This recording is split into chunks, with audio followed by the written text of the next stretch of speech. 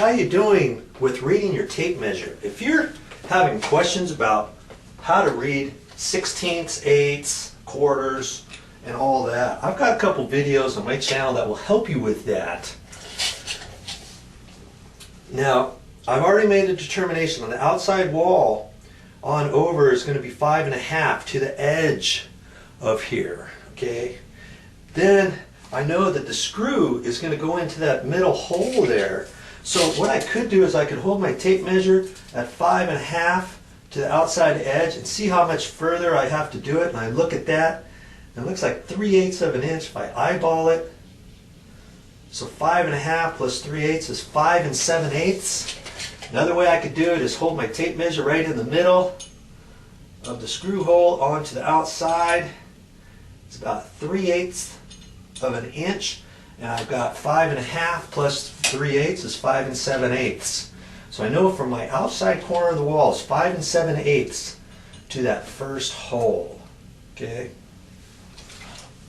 let's go transfer that up to the wall. Now you're probably saying, hey, hold on, Joe. Figure out where the studs are. Don't you have to put that grab bar on the studs inside the existing wall? Well, if you can, if it's fairly close to your locations of your grab bar, yes, you can. But you know what? Newsflash, you don't necessarily have to do that. They do have anchors now that are designed to install grab bars. Okay? And I'm going to show you some here in a minute. In fact, should I show you a couple now? I haven't opened up this box yet. Here, this is what I'm going to try today. Wing-its. And they're designed to hold up a grab bar. And this thing says, look at this, supports, there, supports up to what? 600 pounds. See there? And that's what I'm going to try. And I'll pull this out in a minute. I'm kind of anxious to try. There's three little wings that kind of fit out behind the sheetrock wall. Here's the sheetrock wall, here's the grab bar. This thing goes out that way, and they kind of fit behind there. Three wings, and the screw goes in on the back side. Okay, I'm kind of anxious to try those. I'm going to try that here in a minute. But you know, obviously, I don't want to start cutting or marking this and then finding out, oh shoot, this is exactly where I want the grab bar. There was a stud over 1/2 inch. Why didn't I at least grab the stud on that one? You know what I mean? So you can check that. If you have a stud finder, you can use that right now. Well, guess what?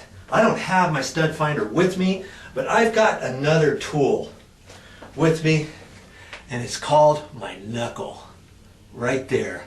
I'm going to tap on the wall, and I'm going to see where the studs are. And generally, here, there's a light switch right up above this, and usually there's a stud right there. Hear that? That's hollow. There's a stud right there because we're on the outside corner. I know there's one there. And that low noise means this in this wall cavity, there's nothing here. Okay? The next stud is over further. Just keep doing this. Hear that? That high pitch? That's where a stud is. Nothing. Hollow. Hollow. Another stud. We know there's one on the outside corner. Now if this wall was longer, when you find one stud, you can measure over 16 inches and find another one. And generally that's how it is. But in a bathroom, sometimes they might put backing in there, and their stud locations might be different to allow the plumbing in there and all that kind of stuff. So this is not always gospel. Just because you find one thing in the wall does not mean every 16 inches you're going to find something else, okay? Okay, so I know there's a stud right here in the middle of the wall. Obviously that's not going to help me. Now I'm hollow again. Hear that?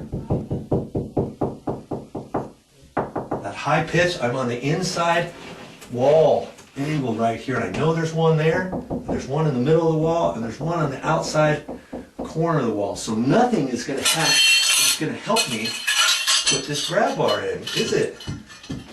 I could I could have installed it right over to the edge, maybe 2 inches off the edge or 1.5 inches, and I could have gotten at least one screw in there.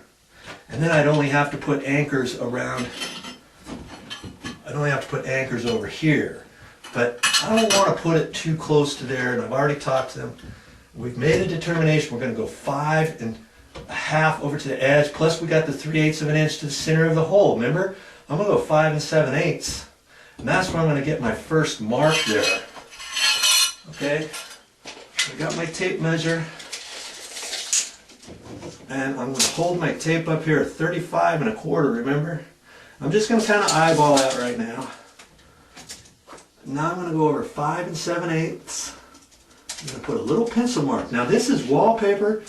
I want to make sure I try to hide my marks. If not, I can clean those off. Do not use pen on your walls, okay? I'm going to go 35 1/4 right there.